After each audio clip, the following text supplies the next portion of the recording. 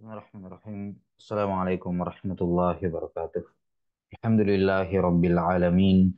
Wassalatu wassalamu ala asyrafil anbiya'i wal mursalin. Nabiyyina Muhammadin wa ala alihi wa sahbihi ajma'in. Ashhadu an la ilaha illallah wahdahu la syarikalah. Wa ashhadu anna Muhammadan abduhu wa rasuluh.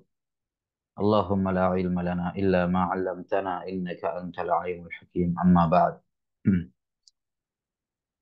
Baik, kita lanjutkan penjelasan dari kitab At-Tauhid dari Syekh Muhammad Ibn Abdul Wahab rahimahullah. Nah, masih dalam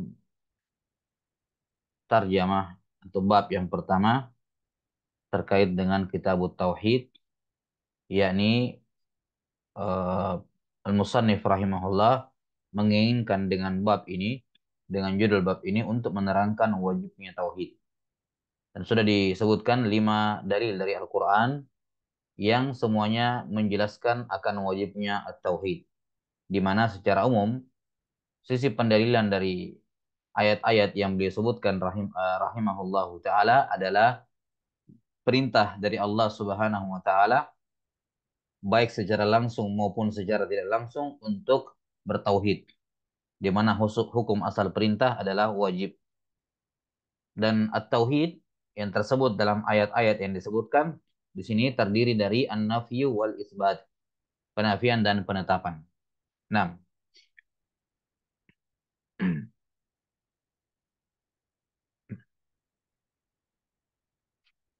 dan makna at-tauhid yang mengharuskan adanya an-nafy wal isbat, ya ini adalah makna yang difahami oleh kaum musyrikin. Difahami oleh kaum musyrikin bahkan dari sekedar memahami kalimat sesimpel la ilaha illallah. Bahwa kalimat la ilaha illallah itu mengharuskan adanya penafian semua sembahan selain Allah Subhanahu wa taala dan sebaliknya menetapkan bahwa hanya Allah Subhanahu wa taala yang disembah. Ini dipahami oleh betul oleh kaum musyrikin. Karena itulah suatu hal yang mengherankan jika ada sebagian kaum muslimin yang kemudian tidak memahami prinsip mendasar dari tauhid ini, yakni adanya penafian dan penetapan. Penafian sembahan selain Allah Subhanahu wa taala dan penetapan bahwa ibadah itu hanya milik Allah Subhanahu wa taala. Lihat orang musyrikin ketika diperintahkan mengucapkan la ilaha illallah seperti yang tersebut dalam surah As-Saffat ayat 35 dan 36. Ayat 35 dan 36 Allah Ta'ala berfirman, innahum kanu idza qila lahum la ilaha illallah yastakbirun wa yaquluna inna latariku alihatina li syairin majnun. Dalam surah As-Saffat ayat 34 dan 35 Allah Ta'ala berfirman, mereka yakni kaum musyrikin, orang-orang mujrim, jika dikatakan kepada mereka, katakanlah la ilaha illallah, niscaya mereka yastakbirun, sombong, tidak mau mengucapkan la ilaha illallah. Kenapa mereka tidak mau mengucapkan la ilaha illallah? Bukan karena mereka tidak paham apa maknanya. Justru karena saking fahamnya mereka terhadap makna la ilaha illallah, kemudian yang membuat mereka tidak mau mengucapkannya. Mereka mengatakan apa? Wa yaquluna inna latariku alihatina li syairin majnun. Ketika disuruh mengucapkan la ilaha illallah, mereka berkata, apakah kami harus meninggalkan semua sembahan kami hanya karena ucapan seorang penyair yang gila? Ini maksud mereka Nabi Shallallahu Alaihi Wasallam. Lihat ketika disuruh mengucapkan la ilaha illallah, mereka mengatakan apa? Apakah kami harus meninggalkan semua sembahan kami? Ini menunjukkan yang mereka pahami dari la ilaha illallah adalah harus meninggalkan semua sembahan selain Allah. An-nafyu. Harus tinggalkan semua sembahan selain Allah. Ini makna yang dipahami oleh kaum musyrikin. Nah, dan juga dalam ayat yang lain Allah Subhanahu wa taala berfirman dalam surah As-Sad, dalam surah As-Sad di awal-awal surah ketika mereka disuruh mengucapkan la ilaha illallah, mereka mengatakan aja'alal alihata ilaha wahida inna hadza la syai'un ujab di ayat yang kelima. di surah Shad. Ya, ketika disuruh mengucapkan la ilaha illallah, apa yang mereka katakan? Aja'alal alihata ilaha wahida? Apakah dia Muhammad ini ingin menjadikan sembahan yang banyak menjadi satu saja? Ini apa? Isbat. Sembahan yang banyak dijadikan satu, isbat, yaitu Allah Ta'ala. Ya, apakah dia Muhammad mau menjadikan sembahan yang banyak menjadi satu saja? Sungguh ini perkara yang aneh. Nah, maka dari dua ayat ini jelas sekali bahwa makna la ilaha illallah menurut pemahaman orang-orang musyrikin, dan ini pemahaman yang benar, adalah seorang harus meninggalkan semua sembahan selain Allah Ta'ala dan menjadikan sembahan satu-satunya hanya kepada Allah Subhanahu wa Ta'ala. Dan itu yang ditunjukkan dalam 5 ayat yang disebutkan oleh Al-Musannif. Sekarang kita pindah kepada 2 hadis yang tersisa dari bab ini. Kata beliau rahimahullah, qala Ibnu Mas'ud radhiyallahu an, man arada ay yanzura ila wasiyati Muhammadin sallallahu alaihi wasallam allati 'alaiha khatamuh falyaqra qaulahu ta'ala qul ta'alu atlu ma harrama rabbukum 'alaikum ila qaulihi ta'ala wa anna hadza sirati mustaqiman wattabi'uhu wa la tattabi'us subul. Kata Abdullah bin Mas'ud radhiyallahu taala anhu, siapa yang ingin, ya, siapa yang ingin melihat, yang ila an-nadhar ila, ini memandang dengan mata. Siapa yang ingin memandang, melihat wasiatnya Nabi Muhammad sallallahu alaihi wasallam, ya, yang mana itu merupakan makna dari kalimat yang tertulis di cincin beliau, allati 'alaiha khatamu. Ya, yang tertulis di cincin beliau. Falyaqra qaulahu ta'ala, maka hendaknya dia baca firman Allah ini dalam surah Al-An'am ayat 151 sampai 153. Baik. Intinya di sini adalah Ibnu Mas'ud radhiyallahu an ingin menjelaskan apa makna dari tulisan yang tertulis di cincin Nabi sallallahu alaihi wasallam. Kita tahu dalam riwayat-riwayat, ya, bahwa cincin Nabi sallallahu alaihi wasallam di di kepalanya, ya, di bagian batu cincinnya, ya, di situ dipahat ataupun tertulis, ya, kalimat Muhammadur Rasulullah. Muhammadur Rasulullah dalam 3 baris. Ya, ini merupakan stempel, cap dari Nabi SAW ketika mengirim surat, ya, yang dikatakan kepada beliau setelah perjanjian Hudaybiyah. Ali bin Abi Thalib berkata kepada beliau ketika Nabi SAW ingin mengirim surat kepada raja-raja, kata Ali bin Abi Thalib, ya Rasulullah, mereka orang-orang ajam itu tidak akan menerima surat kecuali ada khatamnya, ada stempel dari rajanya.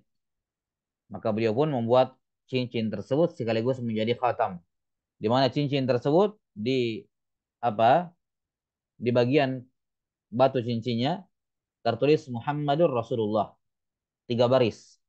Di baris paling atas Muhammad, di baris tengah Rasul, di baris bawah Allah. Jadi dibaca dari bawah ke atas, Muhammad Rasulullah. Iya. Kata beliau, ini apa terkait dengan apa yang tertulis di cincin beliau sallallahu alaihi wasallam. Kemudian khatam, ya, di sini juga bisa bermakna akhir, penutup. Yani mayanzura ila wasiyati Muhammadin sallallahu alaihi wasallam allati alaiha khatamu, yakni perintah wasiat dari Nabi sallallahu alaihi wasallam, ya, yang beliau tinggalkan di akhir umur beliau. Ini juga bisa bermakna seperti itu.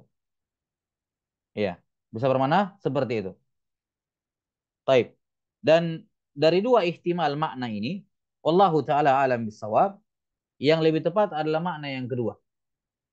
Bahwa khatam di sini bermakna apa? Bermakna penutup, yakni akhir, ya, keadaan yang Nabi sallallahu alaihi wasallam wafat di atasnya. Dan makna ini yang sejalan dengan kalimat wasiyah yang tersebut sebelumnya. Wasiyati Muhammadin sallallahu alaihi wasallam. Hal itu karena wasiat menurut urf, ya, dan juga syarak, wasiat itu adalah sesuatu yang disampaikan sebelum seorang meninggal. Biasanya disampaikan di akhir-akhir umur ketika akan meninggal. Maka makna khatam di sini adalah ya kondisi keadaan terakhir dari Nabi Shallallahu Alaihi Wasallam. 6. Dan tentu saja bukan yang dimaksud di sini wasiat, yakni wasiat tertulis dari Nabi Shallallahu Alaihi Wasallam. Enggak, karena para ulama menyatakan bahwa Nabi Shallallahu Alaihi Wasallam tidak meninggalkan wasiat apa-apa secara tertulis. Ya, termasuk di dalamnya masalah siapa yang menjadi khalifah setelah beliau. Ini termasuk perkara yang penting. Tapi bersamaan dengan itu tidak ada satupun wasiat dari Nabi Shallallahu Alaihi Wasallam dalam bentuk tulisan. Karena itulah ucapan Abdullah bin Mas'ud di sini. Ya, man arada an yanzura ila wasiyati Muhammadin sallallahu alaihi wasallam allati 'alaiha khatamu. Siapa yang ingin melihat wasiat Rasulullah SAW ya, yang beliau tinggalkan ketika di akhir umur beliau gitu ya. Nah, di akhir umur beliau, nah maka hendaknya dia membaca ayat ini. Nah, hendaknya dia membaca ayat ini. Baik.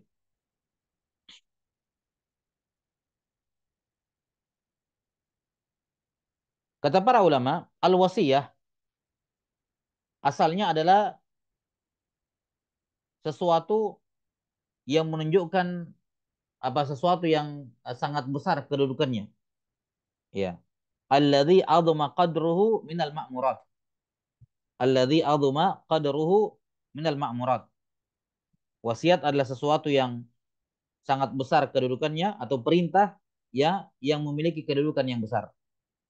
Wasiat asal maknanya adalah apa? Perintah yang memiliki kedudukan yang besar. Ini apa bermakna wasiat. Dan dalam Al-Quran, di sini dalam surah Al-An'am disebutkan dzalikum wassakum bih. Itulah yang Allah wasiatkan kepada kalian dalam surah ini, Al-An'am. Dalam surah apa? Al-An'am ayat 151 sampai 153. Ya.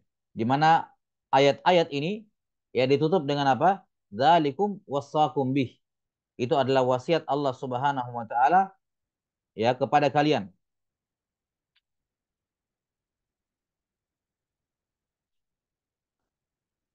Allah taala berfirman, "Qul ta'alu atlu ma harrama rabbukum 'alaikum alla tusyriku bihi syai'a wa bil walidaini ihsana."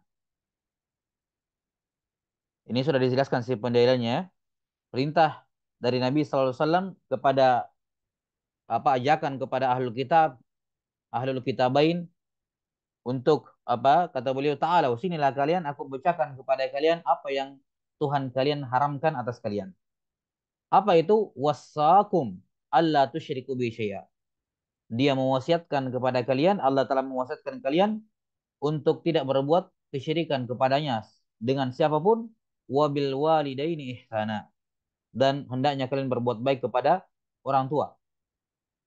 Wala taqtulu auladakum min imlaqin nahnu narzuqukum wa iyyahum. Janganlah kalian membunuh anak-anak kalian karena takut kelaparan. Kami yang memberi rezeki kepada kalian dan kepada mereka. Wala taqrabul fawahisha ma dhahara minha wa ma batan.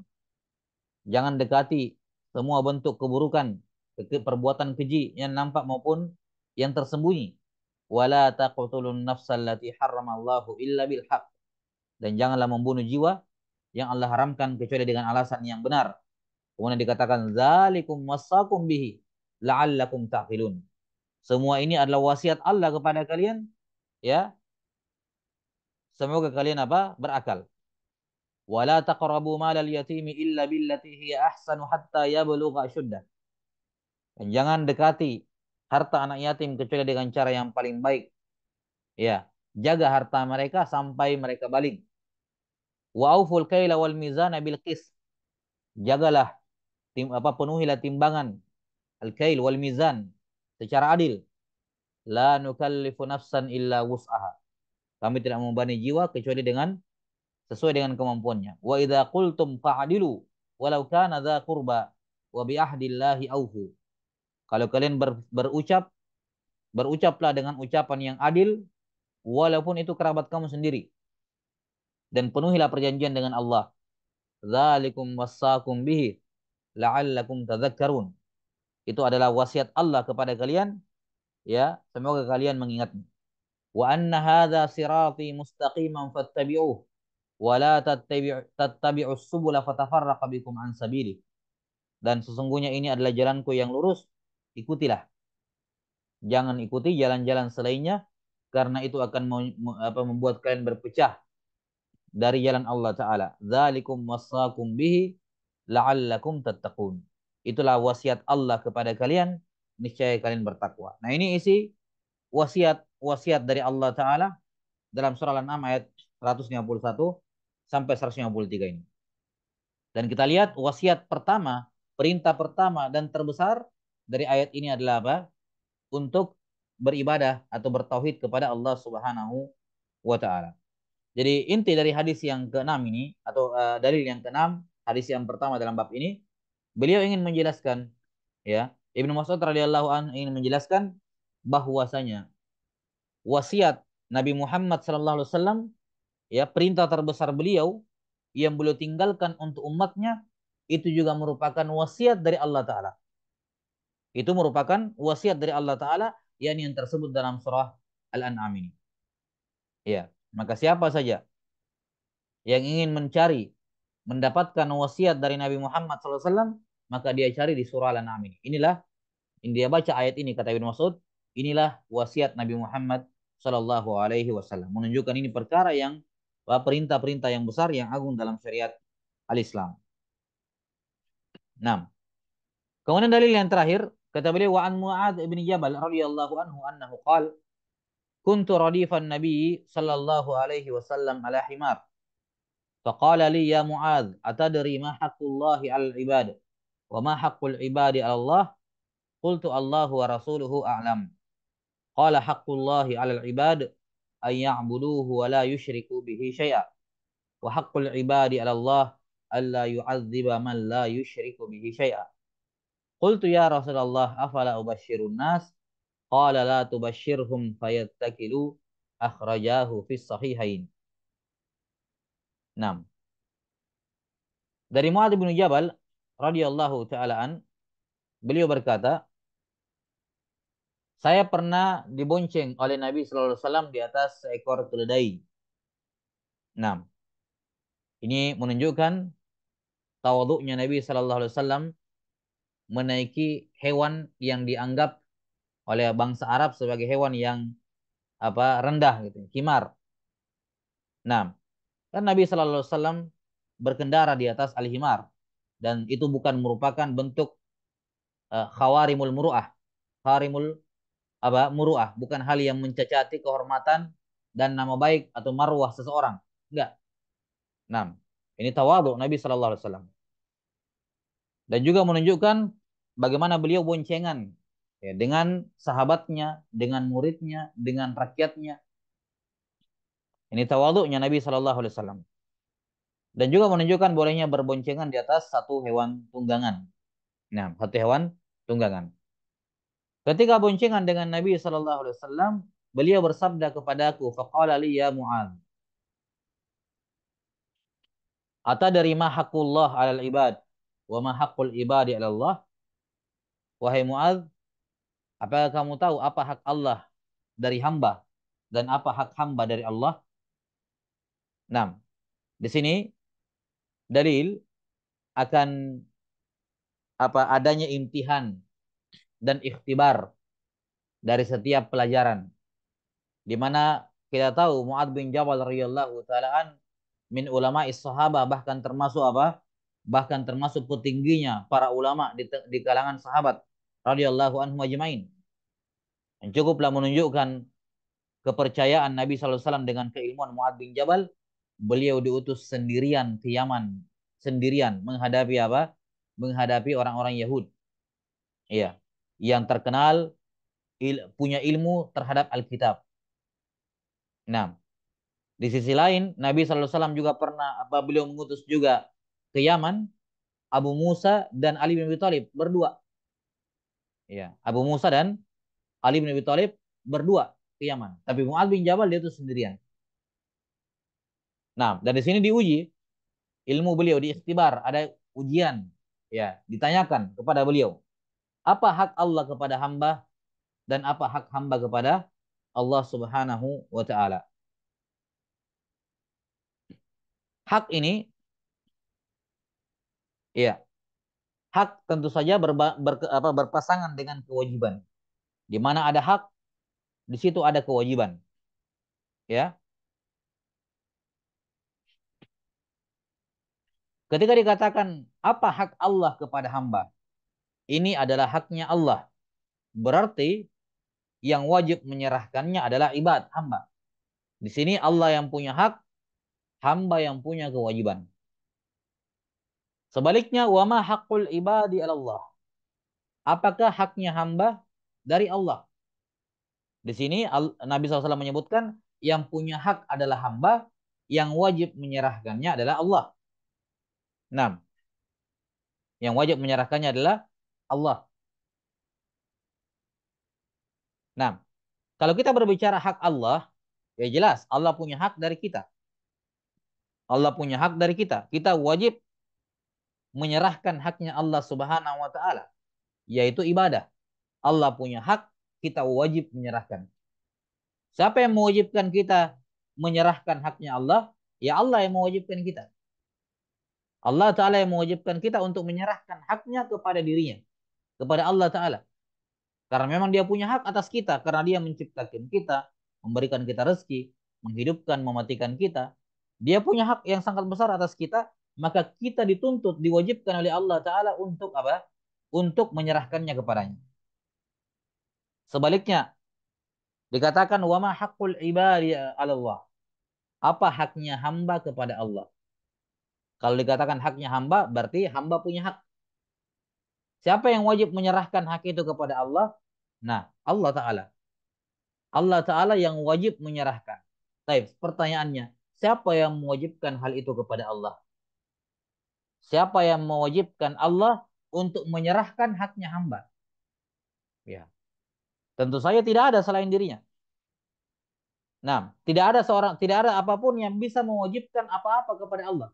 Allah tidak bisa diwajibkan apa-apa. Tidak ada yang bisa memberikan kewajiban kepada Allah. Satu-satunya yang bisa memberikan kewajiban kepada Allah adalah Allah sendiri. Dia wajibkan hal itu kepada dirinya sendiri. Sebagai bentuk rahmat keutamaan dari Allah. Allah mewajibkan kepada dirinya sendiri bahwa dia harus memberikan haknya hamba. Bukan siapa-siapa yang mewajibkan Allah. Allah yang mewajibkan dirinya sendiri. Allah Ta'ala seperti pada firman Allah Ta'ala, kataba rabbukum ala nafsihi rahmah. Kataba ala nafsihi ar-rahmah.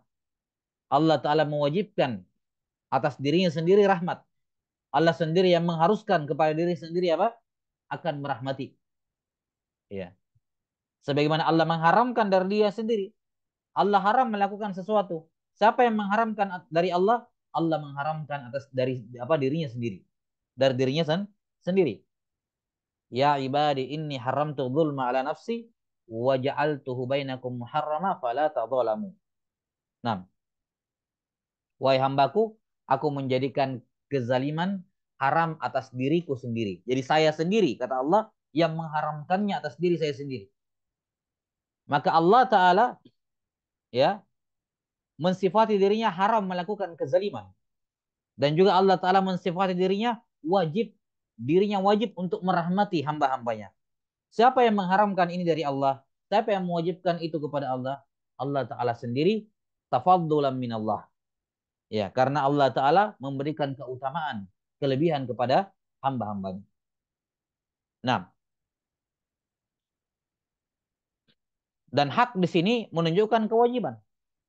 Hak di sini apa? Menunjukkan kewajiban. Karena kata hak dalam istilah syariat, ya, kata hak dalam istilah syariat kalau diitlakkan, maka dia bermakna kewajiban. Kata hakun dalam dalil-dalil syariat, maka ia bermakna kewajiban, kecuali kalau ada dalil yang memalingkannya kepada hukum sunnah. Ya, asalnya kata hak menunjukkan wajib. Sebagaimana disebutkan oleh Ibnul Qayyim dalam Bada'iul Fawaid dan juga oleh Al-Amir As-San'ani rahimahullah dalam Bughyatul Amil. Dalam Bughyatul Amil. Ibnul Qayyim dan As-San'ani keduanya menyatakan bahwa kata hak dalam istilah syariat itu asalnya menunjukkan wajib. Sampai ada dalil yang menunjukkan sebaliknya. atau mengarahkannya kepada hukum yang lain. Nah, ketika Mu'adz bin Jabal ditanya, apa hak hak Allah dari hamba dan apa hak hamba dari Allah yang menunjukkan bahwa ini wajib terjadi, harus terjadi, diwajibkan maksudnya ya. Qultu Allahu wa rasuluhu alam. Kata Mu'adz bin Jabal, Allah dan Rasulnya lebih mengetahui. Dan di sini adab bagi seorang yang ditanya tentang perkara agama dan dia tidak mengetahui, ya, dia jangan takalluf, memaksakan dirinya untuk menjawab. Ini sifatnya para alim ulama. Sifatnya para alim ulama adalah tidak membebani diri dengan sesuatu yang dia tidak ketahui. Wa ma ana minal mutakallifin. Kata Nabi SAW, saya bukan orang yang memaksakan diri. Kalau tidak tahu, ya tidak tahu. Allah wa rasuluhu alam. Kata para ulama, qaulu Allahu alam nisful ilm. Atau qaul la adri nisful ilm. Ucapan saya tidak tahu itu seperdua ilmu. Maka seorang talibul ilm sedini mungkin, ya, sedini mungkin membiasakan lisannya untuk mengucapkan la adri, ya, la adri, Allahu alam, ya, dan kalimat-kalimat semacamnya. Karena ucapan la adri itu setengahnya ilmu. Kenapa la adri itu setengahnya ilmu? Kata para ulama, karena ilmu itu ada dua. Ada ilmu yang ma'lum dan ilmu yang majhul. Ilmu yang kita tahu dan ada ilmu yang belum kita tahu. Ya, ini dua jenis ilmu. Seperduanya adalah ilmu yang kita tahu dan seperduanya adalah ilmu yang tidak kita ketahui. Adapun ilmu yang kita ketahui kita berbicara, sementara ilmu yang kita tidak ketahui kita katakan la adri. Maka ucapan la adri adalah setengahnya ilmu. Setengahnya ilmu. Nah,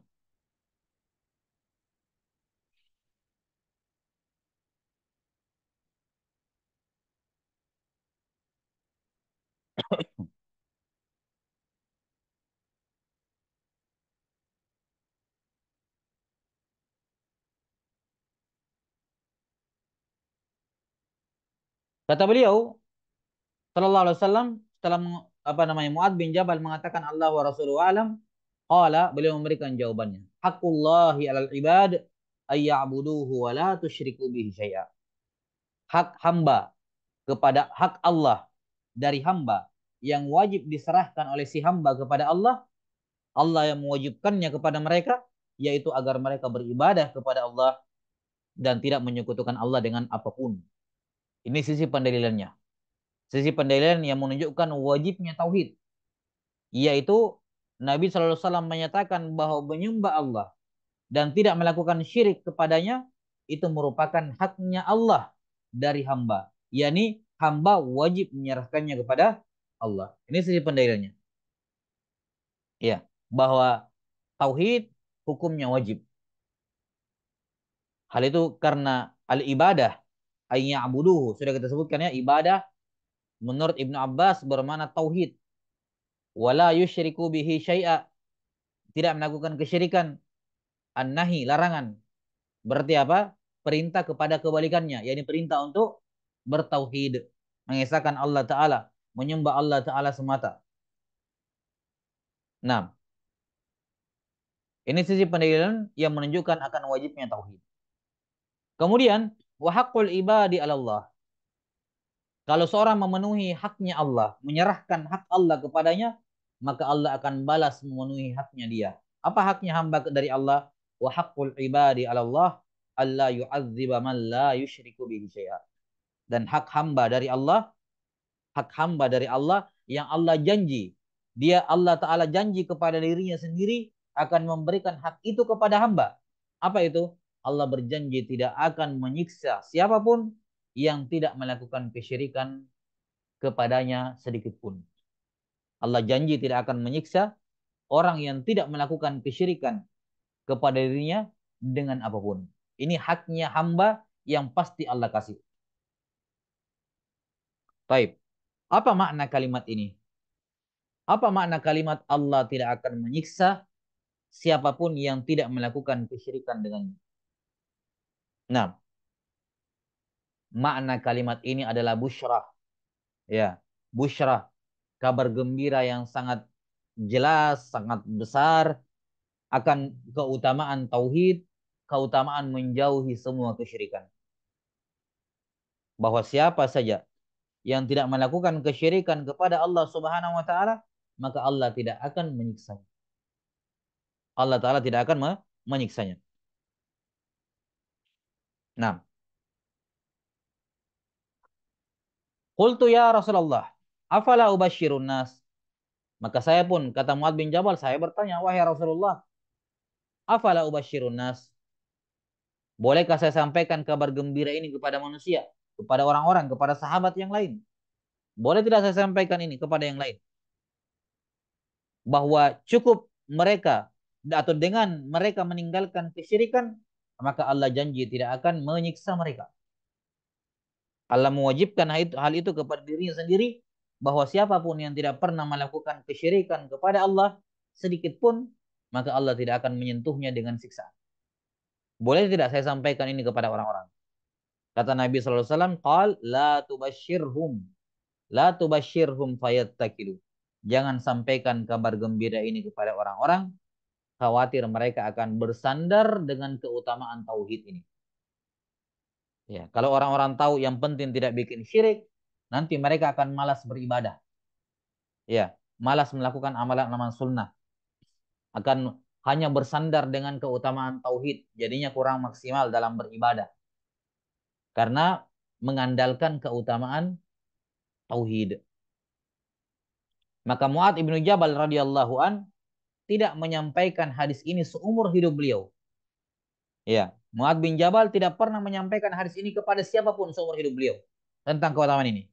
Nanti beliau sampaikan kapan? Beliau sampaikan di akhir umur beliau ketika mau meninggal. Itu pun karena beliau khawatir, ya, beliau khawatir jangan sampai ini masuk dalam kategori menyembunyikan ilmu.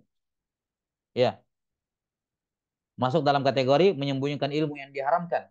Maka beliau pun Mu'ad bin Jabal menyampaikan hadis ini di akhir umur beliau dalam keadaan merasa bersalah. Merasa apa? Bersalah. Dan tentu saja apa yang beliau lakukan ini apa bukan hal yang salah. Ya. Karena makom ketika itu tidak memungkinkan. Yani makom ketika itu di awal-awal Islam, karena Mu'ad bin Jabal radhiyallahu an termasuk sahabat-sahabat yang meninggal awal-awal. Ya. Di awal-awal Islam, ya, naam, hal itu tidak memungkinkan, kurang pas, bukan merupakan hikmah. Kalau di kala itu mereka diberikan apa? Disampaikan hadis ini. Dikhawatirkan kata Nabi SAW mereka akan bersandar kepada keutamaan tauhid dan meninggalkan apa? Meninggalkan atau berkurang dalam amal soleh. Taib. Allahu taala alam bisawab.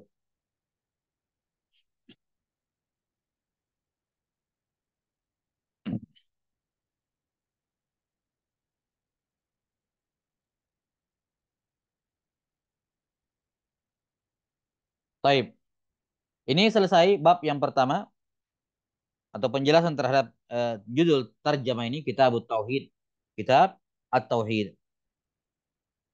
Nah, di sini ada beberapa perkara tambahan yang butuh kita tambahkan seputar seputar dalil-dalil yang disebutkan oleh musannif rahimahullah. 6. Ini menunjukkan kepada kita dari semua dalil-dalil yang disebutkan ya, menunjukkan bahwasanya wasiat Nabi Muhammad SAW itu adalah Al-Quran. Kalau ada yang bertanya apa wasiatnya Nabi SAW, wasiat beliau adalah Al-Quran dan juga sunnah tentu saja, sunnah Nabi SAW. Sebagaimana sabda beliau SAW dalam hadis Abu Hurairah, ya, taraktu fikum syai'ain ma in tamassaktum bihima lan tadillu abada. Aku tinggalkan kepada kalian. Kalimat tinggalkan terkait dengan apa? Kematian beliau, wasiat. Aku tinggalkan kepada kalian dua perkara yang kalau kalian berpegang teguh padanya, kalian tidak akan tersesat selama-lamanya, kitabullah wa sunnati. Nah, kemudian di sini juga menunjukkan kepada kita bahwa perkara keutamaan tauhid ini ketika itu termasuk masalah yang belum diketahui, ya, yakni keutamaan spesifik ya. Bukan berarti para sahabat tidak tahu keutamaan-keutamaan tauhid. Enggak, mereka tahu. Jelas ya? Nah, cuman pahala spesifik berupa Allah tidak akan menyiksa orang yang tidak melakukan kesyirikan, ini masih banyak sahabat yang tidak tahu. Makanya Muad bin Jabal mengatakan, ya, afala ubasyirun nas, karena saya yakin banyak sahabat-sahabat yang belum tahu. Kata Muad bin Jabal, boleh nggak saya sampaikan kepada mereka? Jadi kalau terkait dengan pahala tauhid, pahala meninggalkan syirik secara umum, para sahabat tahu. Karena itulah mereka melakukannya. Ya. Tapi yang dimaksud di sini, banyak sahabat yang tidak tahu sehingga butuh disampaikan adalah pahala spesifik ini. Jelas ya? 6. Pahala spesifik ini. Wallahu taala alam bisawab. Kemudian di sini ucapan Muad bin Jabal Allahu wa rasuluhu alam, kata para ulama penambahan kata rasuluhu ini hanya boleh pada pertanyaan-pertanyaan seputar syariat. Pertanyaan-pertanyaan seputar seputar syariat. Kalau ditanya misalnya seorang apa hukumnya sholat Id misalnya, wajib atau sunnah. Dia tidak tahu ya, dia katakan Allahu wa rasuluhu alam. Allahu wa rasuluhu a'lam. Kenapa? Karena memang Rasulullah SAW juga tahu hukumnya. Ya. Maka tambahan kata wa rasuluhu ketika kita ditanya dan kita tidak tahu jawabannya, itu hanya berlaku untuk pertanyaan-pertanyaan keagamaan. Adapun pertanyaan keseharian duniawi ya, ya tidak bisa dikatakan, tidak boleh ditambahkan Rasul. Misalnya dikatakan mana Zaid? Tadi ada di sini, sekarang nggak ada. Mana dia? Mana Zaid? Tidak boleh seorang mengatakan Allahu wa rasuluhu alam. Karena Nabi SAW tidak tahu kemana Zaid. Allah yang tahu. Jelas ya? Nah, jadi boleh menambahkan kata wa rasuluhu, Allahu wa rasuluhu alam pada pertanyaan-pertanyaan yang bersifat agama, yang sehubungan dengan agama, walaupun yang lebih afdol sepeninggal Nabi SAW, ketika beliau SAW sudah meninggal, selayaknya hanya mencukupkan dengan kalimat Allahu a'lam. Ya, ketika Nabi Muhammad SAW masih hidup, ya, boleh menambahkan itu Allahu wa rasuluhu alam. Ya, setelah meninggal juga boleh karena memang Nabi SAW tahu. Walaupun beliau sudah meninggal, beliau tahu hukumnya.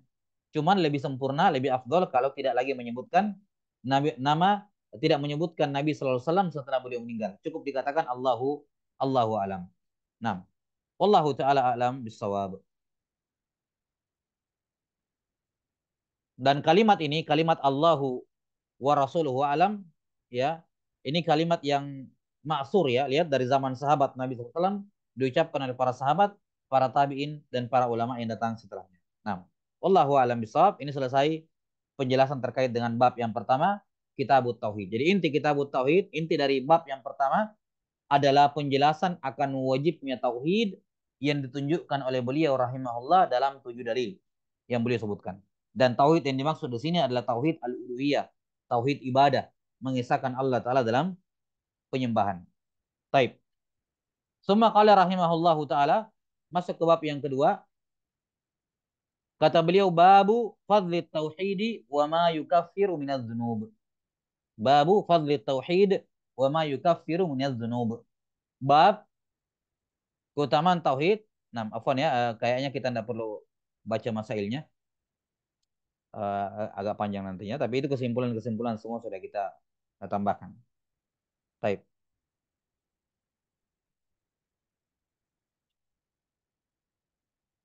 Mengingatkan kita baca ini Qaulus Sadid dan Al-Musannif Syekh Abdurrahman Nasir As-Sa'di rahimahullah juga tidak menyinggung masail. Nah, qala rahimahullah bab fadlu tauhidi wa ma yukaffiru minadz dzunub. Bab keutamaan tauhid wa ma yukaffiru minadz dzunub.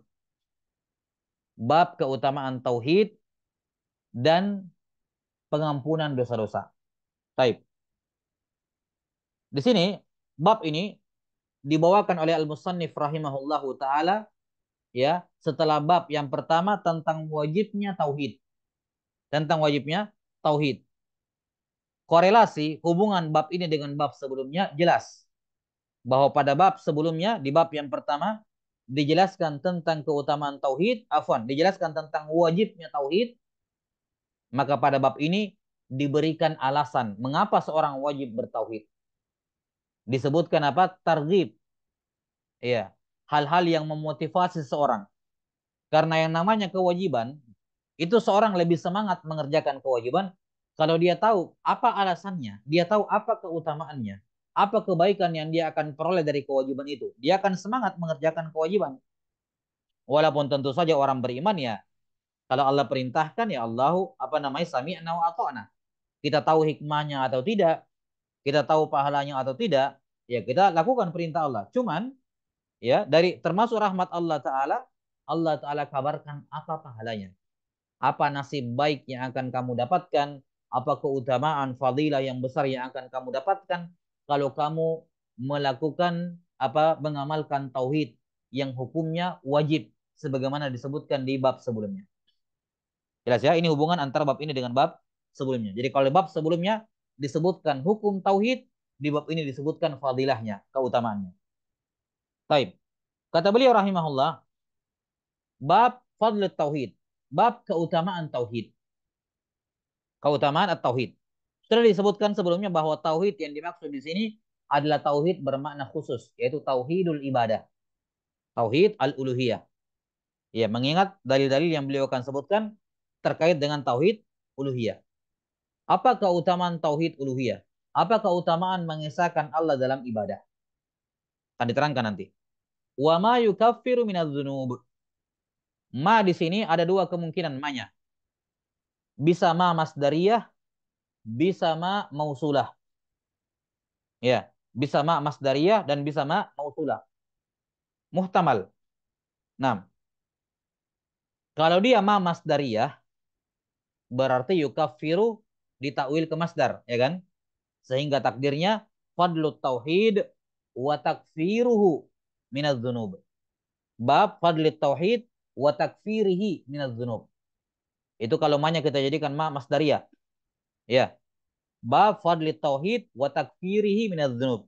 Bab keutamaan tauhid dan bahwa tauhid menggugurkan dosa-dosa. Dan bahwa tauhid menggugurkan dosa-dosa. Begitu terjemahnya. Bab keutamaan tauhid dan bahwa tauhid menggugurkan dosa-dosa. Taib. Kemungkinan yang kedua, ma di sini ma mausulah. Ma mausulah. Ya, yang bermakna alladzi. Sehingga maknanya fadlut tauhid wa ma yukaffiruhu minadz-dzunub. Jadi kalau dia ma mausulah ya. Nah, ma mausulah otomatis ada silah. Silahnya di sini domir. Silahnya apa? Domir. Yang apa namanya? Muqaddar. Takdirnya fadlit tauhid, babu fadlit tauhid walladzi yukaffiruhu minadz-dzunub. Sehingga min di sini lil bayan. Minnya di sini lil bayan yang menjelaskan ma. Sehingga maknanya, terjemahannya, bab keutamaan tauhid dan dosa-dosa apa saja yang dihapuskan oleh tauhid. Jelas ya? Bab keutamaan tauhid dan dosa-dosa apa saja yang dihapuskan oleh tauhid. Jadi beda terjemahannya. Kalau kita katakan ma-nya di sini ma masdariyah, jelas ya, ma masdariyah, maka maknanya keutamaan tauhid dan bahwa tauhid menggugurkan semua dosa. Dan bahwa tauhid menggugurkan dosa-dosa. Nah, mana yang kedua, kemungkinan yang kedua kalau kita artikan mak mausulah, maka maknanya keutamaan tauhid dan dosa-dosa apa saja yang dihapuskan olehnya. Ya, keutamaan tauhid dan dosa-dosa apa saja yang dihapuskan olehnya. Ini muhtamal dua-duanya, memungkinkan. Nah, dan kalau kita lihat misalnya dalil tiga dalil yang beliau sebutkan dalam bab ini, karena di bab ini afwan ada lima dalil ya. Karena dalam bab ini beliau akan menyebutkan lima dalil. Dan kalau kita lihat lima dalil ini ya, ini terdapat jawaban untuk dua kemungkinan di atas. Dua kemungkinan di sini. Ya. Yaitu keutamaan tauhid dan bahwa tauhid menggugurkan dosa-dosa. Juga di sini akan disebutkan dosa apa saja yang akan dihapuskan oleh tauhid. Baik. Jadi lima dalil yang beliau akan sebutkan di sini akan berbicara mengenai tiga hal. Yang pertama keutamaan tauhid, yang kedua bahwa tauhid menggugurkan dosa-dosa, dan yang ketiga dosa apa saja yang dihapuskan oleh tauhid. Dosa apa saja yang dihapuskan oleh at-tauhid. Nah, Sudah ya? Nah, kalau kita jadikan wa ma yukaffiru minadz-dzunub, maknya di sini mak masdariyah sehingga maknanya fadli tauhid wa takfirihi minadz-dzunub, ini berarti atofnya mimbab atfil khas alal am. Atful khas alal am, mengatofkan yang khusus kepada sesuatu yang umum. Karena dikatakan keutamaan tauhid itu umum. Keutamaan tauhid banyak. Salah satunya apa? Wa takfiruhu minadz-dzunub. Bahwa dosa, bahwa tauhid bisa menghapuskan dosa. Jadi kalau kita jadikan maknya mak masdariyah, maka di sini atofnya mimbab atfil khas alal am. Nah, atful khas alal am. Kalau jadikan mak mausulah ya tidak, ini atof biasa saja. Karena berbicara mengenai dua hal yang berbeda. Satunya keutamaan tauhid, wa yakni dan dosa apa saja yang dihapuskan olehnya. Penekanannya di dosa-dosanya. Baik, saya kira ini terkait dengan judul bab dan hubungannya dengan apa namanya?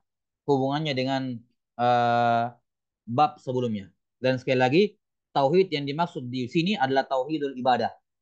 Tauhid yang dimaksud di sini adalah tauhid al-ibadah.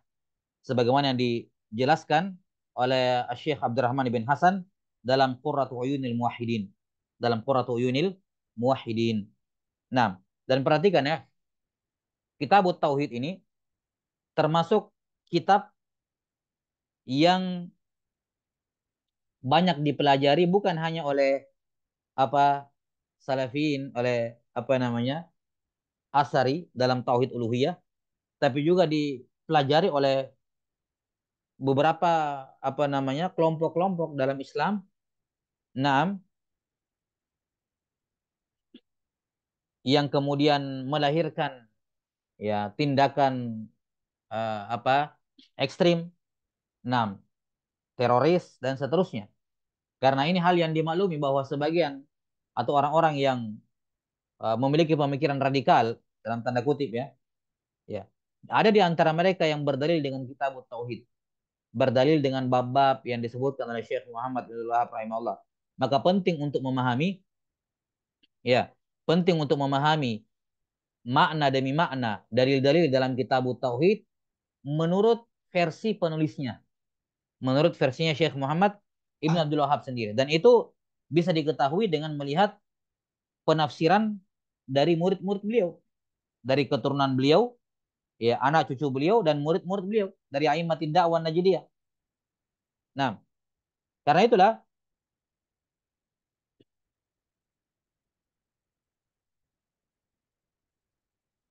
ya penting untuk apa namanya? Penting untuk menelusuri hal-hal yang semacam ini, ya melihat ketika ada dalil-dalil yang muhtamal, ketika ada dalil-dalil yang mengarahkan kepada ini kepada itu, ya untuk mengetahui apa yang diinginkan oleh Syekh Muhammad bin Wahab, mana yang beliau inginkan darinya, ya merujuk kepada apa?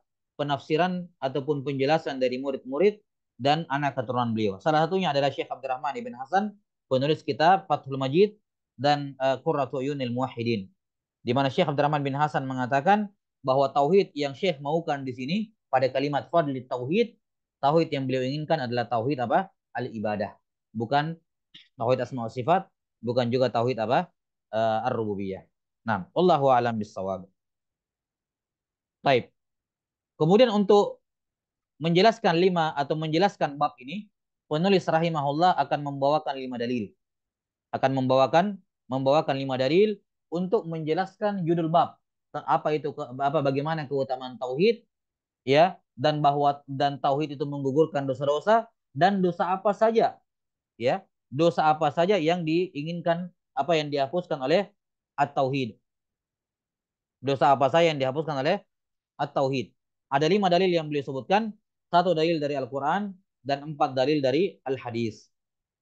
Baik.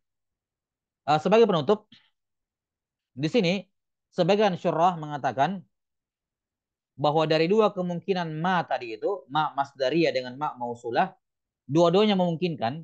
Tapi kalau ditanyakan mana yang paling pas, mana yang paling aula, ma-nya di sini ma masdariyah atau ma mausulah.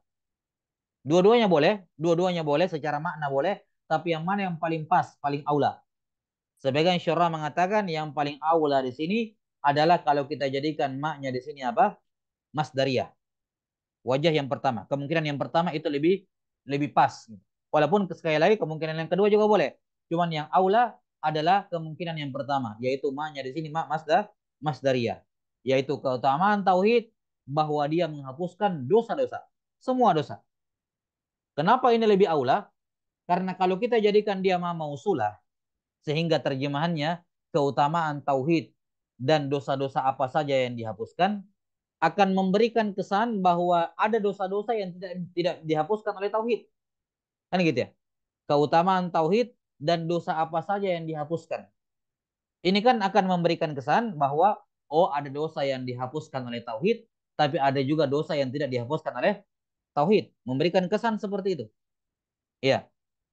Walaupun pada kenyataannya bisa kita katakan bahwa dosa-dosa yang dihapuskan oleh tauhid adalah semuanya. Semua dosa, tidak ada dosa yang tidak bisa dihapuskan oleh tauhid. Ya, tapi sekali lagi kalau kita maknakan dengan mak mausula, maknya di sini mak mausula akan memberikan kesan yang tadi. Kesan seakan-akan ada tauhid yang ada dosa yang tidak dihapuskan oleh tauhid. Nah, karena adanya kesan seperti ini, maka al-aula diarahkan bahwa maknya di sini adalah mak masdariyah. Baik. Naktai bihadzal qadar wal ilmu indallah.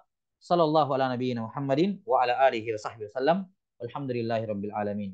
Assalamualaikum warahmatullahi wabarakatuh. Asyhadu an la ilaha illallah.